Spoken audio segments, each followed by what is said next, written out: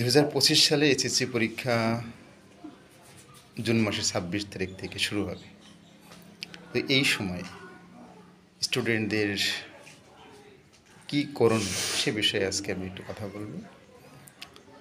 এই সময় আমরা জানি যে প্রত্যেক বিষয়েই টেস্ট পেপার বের হয়।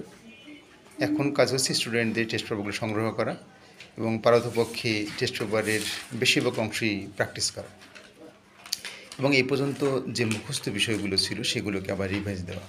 কারণ সারা বছর ভালো করে পড়াশোনা করা হলো, রিভাইজ না দিলে কখনোই কোনো স্টুডেন্ট ভালো করতে পারবে না। তো এখন আসি ইংরেজি বিষয়ে। তো ইংরেজি টেস্ট পেপার নিশ্চয়ই বের হয়েছে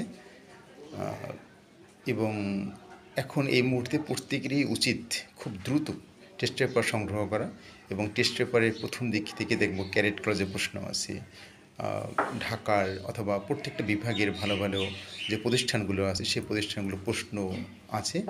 তা আমাদের কাজ হচ্ছে যে এই প্রশ্নগুলোকে ভালো করে সলভ করা, বারবার সলভ করা, তাহলে আমরা নতুন একটা কোশ্চেন আসলে সেটা ভালোভাবে উত্তর করতে পারবো। ধন্যবাদ সমস্ত এসএসসি পরীক্ষার্থীদেরকে। আশা করি তোমরা এরকম যদি করতে পারো তাহলে নিশ্চয়ই তোমরা পরীক্ষায় ভালো করতে পারবে। ধন্যবাদ।